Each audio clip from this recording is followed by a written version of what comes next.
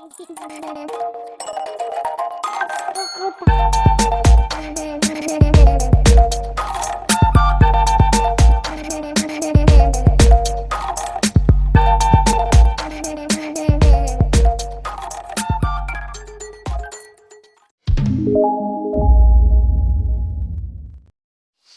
salut à tous, bienvenue sur la chaîne de C'est Custom.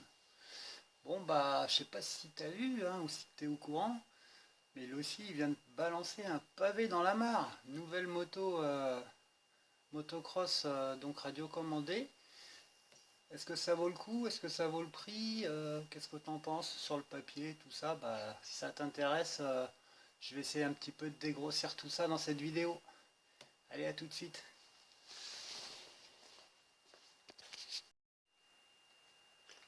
Ok, bon bah désolé pour la qualité de l'image, de la vidéo, je fais avec ce que j'ai, donc pas grand chose. Donc là je suis sur le site de Horizon Hobby qui nous la propose à 600 $, donc c'est en précommande. Après je sais pas s'il y a des frais de port ou de douane en plus, ça vient de là-bas. Sinon au niveau des sites français, j'ai vu que chez RC Team c'est pareil. Donc ce modèle-ci avec la batterie et son chargeur, elle est proposée à 669 € en précommande chez RC Team. Donc si ça t'intéresse, voilà. Bon, moi je touche à rien, je suis sponsor par personne, j'ai 50 abonnés. On y va tranquille. Et j'ai mon chat qui me dérègle la caméra. File! Oh, c'est pas le moment Tintin, on est en train de faire une vidéo là. Donc, qu'est-ce qu'elle a de particulier cette moto par rapport à ce qu'on connaît d'avant? Moi personnellement, bon je sais pas si tu as déjà vu mes vidéos. En ce moment, j'étais pas mal branché donc sur la moto RC. Et j'ai deux modèles. J'ai la SR5 de chez SkyTeam qui est de la même échelle, un quatrième en motocross. Et j'en ai une autre, une Figeon, donc une marque chinoise qui est une moto de piste. Sur une échelle de 1/8, il me semble, qui est un peu plus petite. Enfin voilà. Donc par rapport aux autres modèles, Euh, qu'est-ce qu'il y a déjà de choses vraiment changeantes par rapport au reste? Donc déjà, bon, au niveau du look, on peut s'apercevoir là que les détails, bah, ils sont vraiment très très précis. À savoir que bah, toutes les marques Fox, Dunlop, etc. sont sous licence. Donc c'est pas des imitations, c'est les vraies marques qui sont posées sur le modèle, donc ce qui est vraiment très très réaliste. Pareil sur les pneus Dunlop, alors apparemment c'est pareil, il y aura une licence par rapport aux pneus, et donc une qualité de gomme ou de dessin de crampons, etc. Qui devrait être pas mal. À savoir, y a-t-il aussi de la mousse entre le pneu et la jante? Ça, c'est pas précisé. Mais voilà, d'aspect général, c'est vraiment quelque chose de très très réaliste. Euh, pour les fignolards, bon, alors leur argument de vente, c'est de dire que la moto est vraiment proportionnée comme une vraie et par rapport à sa largeur. C'est vrai que sur les autres modèles, bon, ben, on a des largeurs un petit peu plus épaisses. Là, on est vraiment sur le profilé d'une moto vraiment très très réaliste. Voilà, comme tu peux voir, bon, vite fait sur les images, les proportions même entre personnage et moto, c'est très très bien fait. Pareil, le personnage, donc par exemple, moi sur la SR5, ce que je reprochais, c'était justement l'accessibilité pour enlever la figurine de la moto. Il y a un système de goupille qui est en dessous, mais avec les carters qui gênent et tout, c'est pas terrible. Donc là, ils ont une autre proposition avec une goupille. Enfin bon, après, je te laisserai regarder les vidéos de présentation de chez Losi. Déjà l'accessibilité, elle est beaucoup mieux. Ensuite, bah, tu as carrément aussi les tenues qui sont en véritable tissu, donc lavables, et qui ont vraiment un réalisme beaucoup plus proche que tout ce qu'on a connu jusqu'ici avec des figurines peintes. Et aussi un autre point important, c'est qu'ils ont veiller à ce que le modèle soit mou, quoi. C'est fait en une espèce de mousse ou de caoutchouc très flexible. Donc quand tu fais des atterrissages sur la tête, eh ben c'est pas comme avec la SR5, tu casses pas ton casque, quoi. Donc ça, pour ça, déjà on peut dire qu'ils ont résolu pas mal de problèmes. Après, au niveau de l'implantation, ce qui est très différent aussi des autres motos, c'est par rapport au gyroscope. Donc faut savoir, ce modèle, il a deux styles de gyroscope. Donc il a un gyroscope mécanique. Donc c'est là, si tu vois ma souris, hein, tu vois, c'est un deuxième moteur avec une masse qui tourne et qui crée donc l'effet gyroscopique pour stabiliser la moto. Et là, ils l'ont placé vraiment au centre de gravité de la moto, hein, vraiment pratiquement au même axe, à la même hauteur que les axes de roue, et situé tout en bas du châssis, là où d'autres mettent la batterie. Donc ce système-là, il est pas mal du tout à mon sens, parce que qu'est-ce qu'il a comme avantage? C'est de réduire énormément les masses, ce qu'on appelle les masses non suspendues. Donc c'est-à-dire les roues, tu vois, sur les autres modèles, bah, le gyroscope il est placé dans la roue arrière et ce qui lui donne bah, énormément de poids. Et à savoir après que quand tout ça, bah, ça prend des chocs et que ça gigote sur la route, plus tu as de poids donc sur tes masses non suspendues, bah, plus ça crée des forces, etc. Et moins tu as de stabilité, quoi.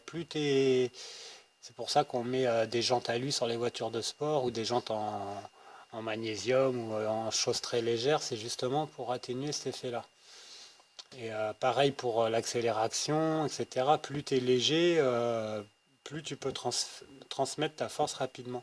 Alors que quand plus tu es lourd, bah, tu as de l'inertie, donc il faut entraîner la masse. Et voilà, donc ceci expliquerait pourquoi cette moto est vraiment beaucoup mieux conduisible que les autres et a énormément de stabilité.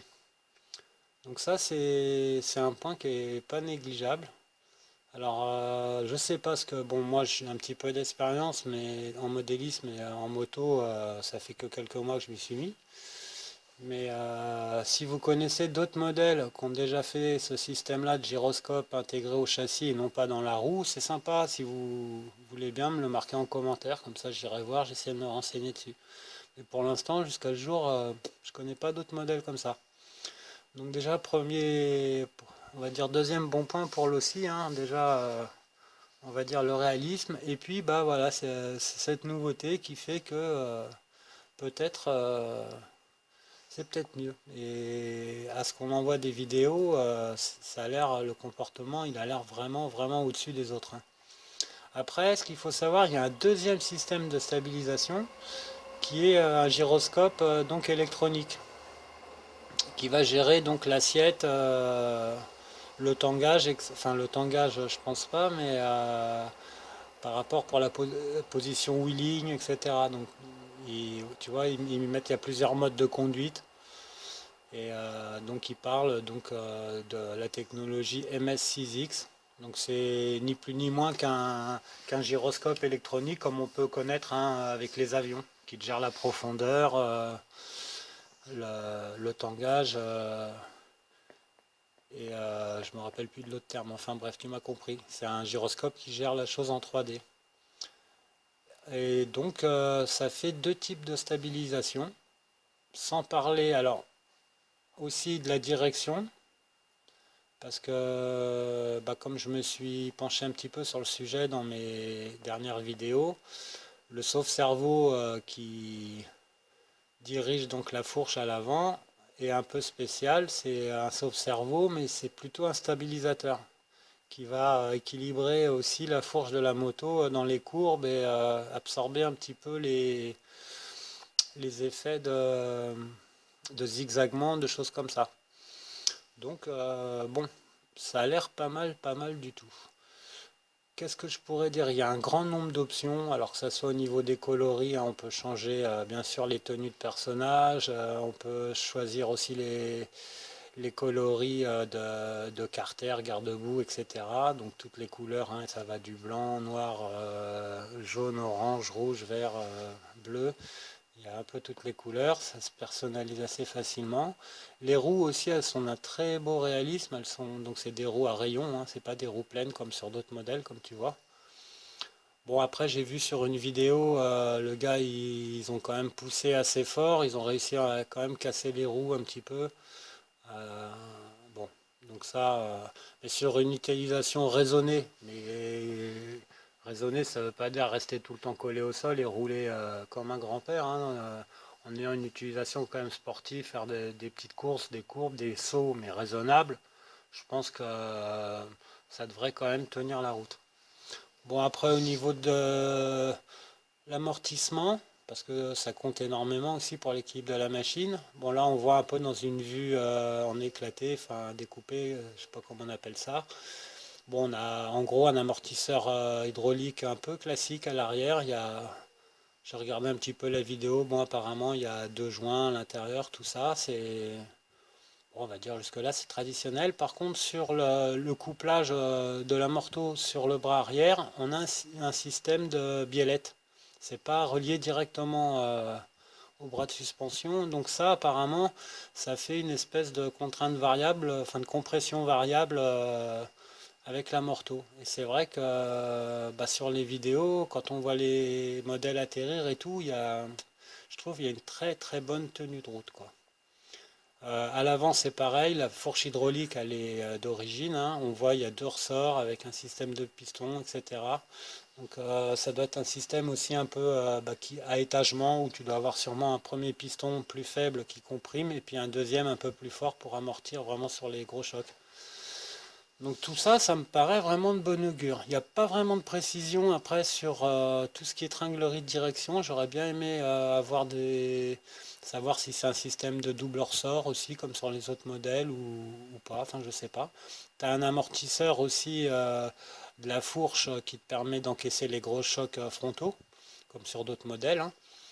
Et voilà, il y a aussi bon, les freins, donc à l'arrière c'est un frein magnétique, hein, et puis à l'avant on a un beau petit frein à disque en métal, voilà, donc, de toute qualité, qui a l'air pas mal du tout. Et voilà, donc bah, moi c'était mes premières impressions sur ce modèle, et franchement que ça soit au niveau look ou au niveau technologique, ça a l'air pas mal, pas mal, pas mal du tout. Bon, alors le seul truc qui me choque un petit peu, c'est la batterie. En général, sur les modèles, on essaye de la mettre le plus bas possible, hein, pour abaisser le centre de gravité au maximum. Et là, on s'aperçoit que c'est carrément sous la selle, hein. Tu vois, la batterie, elle est là. Donc le modèle, il marche en 2S. Je ne sais pas s'il y a une possibilité de la mettre en 3S ou si ça vaut vraiment le coup. Sur la SR5, bah, le 3S, moi je trouve que c'est pas mal quand même, ça donne vraiment plus de pêche et tout. Après là-dessus, il faudra voir. Apparemment, ça a l'air d'être pas trop mal quand même, hein, en 2S. Voilà, voilà. Qu'est-ce que je pourrais te dire de plus? Bah, pas grand-chose. Bon, à part le prix qui est quand même bah, au-dessus des autres, hein, 670 € en RTR avec la batterie et le chargeur. Bon, certes, hein, mais je trouve ça quand même un comparo d'une SR5 qui est à peu près à 450 €. On a quand même plus de 200 € de différence, donc ça fait mal. Mais voilà. Donc bah voilà, avis aux passionnés, si vous avez des commentaires, d'autres choses à m'apporter comme information. Là on voit aussi les barres maigres, hein, ce qu'on appelle les stabilisateurs qui tiennent la moto quand tu tombes, qui te permettent de la relancer assez facilement. Elles sont réglables. Donc ça c'est pas mal aussi. Et puis voilà, c'est tout ce que j'avais à te dire. Voilà. Donc Geomax MX53 sous licence officielle Dunlop. Alors, est-ce que ça vaut le coup ou pas? Pourquoi pas? Pourquoi pas? Bon, bah sur ce, je te souhaite, je sais pas ce que tu étais en train de faire, mais j'espère que tu le fais bien, hein.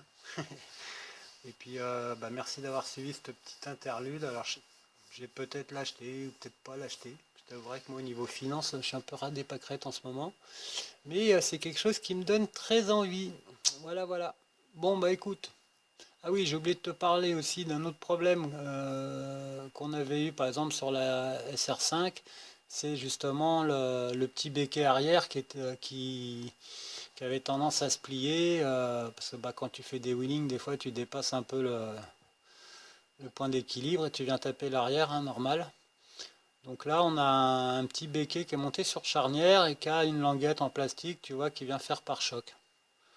Donc bon, bah, ça va protéger le béquet. Maintenant, est-ce que le petit pare-choc là en plastique, il va faire l'affaire? Faudra voir. Apparemment, ça a l'air pas trop mal. Voilà, enfin, on voit qu'il y a quand même, bon, eux ils disent 3 ans d'études. Moi, je sais pas, les mecs ils bossent peut-être qu'une minute par jour, hein, enfin bon, euh, ça a l'air quand même un peu plus abouti que ce qu'on a pu voir jusqu'aujourd'hui. Là, ah oui, elle est aussi munie. Alors, excuse-moi, je te mets un peu les trucs en vrac. Il y a quand même un slipper à double disque aussi au niveau de la transmission. Donc ça c'est pas mal parce que bah, quand tu atterris, hein, ta vitesse de rotation de roue elle est beaucoup plus élevée que celle de ta vitesse au sol. Donc quand tu viens replaquer au sol, forcément ça te met des gros à-coups dans la transmission, ce qui est pas très bien pour tout ce qui est chaîne, pignon et puis moteur. Donc là c'est bien, ils ont mis un slipper, tu vois, qui est réglable avec une précharge. Donc ça aussi c'est pas mal du tout. Et au niveau électronique, donc il y a plusieurs modes, hein, il y a plusieurs modes de pilotage. Euh, c'est vraiment très très complet. Bon, c'est du Spectrum, etc. Ça a l'air quand même assez costaud et puis vraiment vraiment bien complet, que ça soit au niveau technique, mécanique, électronique. Voilà, bah écoute, allez, je te laisse. Dis-moi ce que t'en penses et puis à bientôt. Ciao. Bon alors, qu'est-ce que t'en penses toi, la SR5? Ah, ce petit sourire narquois, tu vas la fumer? Je suis pas sûr, hein. En vitesse, peut-être. Oui, toi aussi, tu as ta suspension hydraulique à l'avant. Oui, toi aussi, tu as ton petit disque de frein qui marche. Mais le gyroscope à l'arrière, hein, on verra. Toi, tu as des phares en plus. Bon. Non, mais c'est vrai que quand tu regardes les vidéos de la Losi, moi, ce qui me sidère le plus, déjà, t'as pas trop l'effet, bon, de temps en temps, hein, t'as pas trop l'effet poisson rouge, là, tu sais, brrr, des fois, ça se met à vibrer et tout, ça, c'est dû au gyroscope dans la roue. Mais ce qui est surtout impressionnant, je trouve, c'est sur les sauts. Moi, j'ai tenté quelques sauts avec celle-ci, et franchement, t'as souvent tendance à partir sur l'avant et finir en tête à tête, quoi. Enfin, tu vois, tu fais des cabrioles. Bon, l'autre, elle le fait aussi, hein. Mais peut-être qu'avec la stabilisation euh, du gyroscope qui est dans la radio, hein, le gyroscope électronique, ça gère peut-être mieux les gaz ou quoi. Et au niveau de l'assiette, tu vois, la moto, elle est peut-être mieux gérée en comme ça. Donc, bah écoute, on verra bien. On verra bien, ou on verra pas. Faut que j'appelle mon banquier d'ailleurs.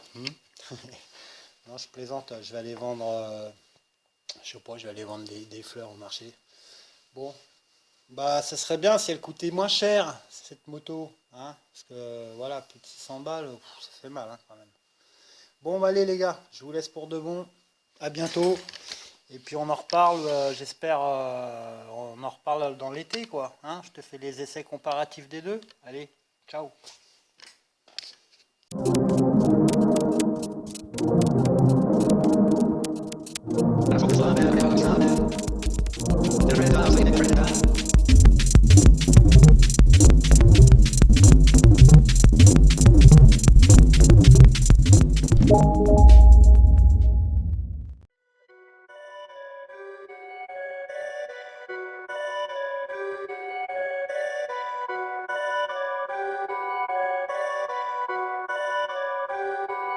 Perfect.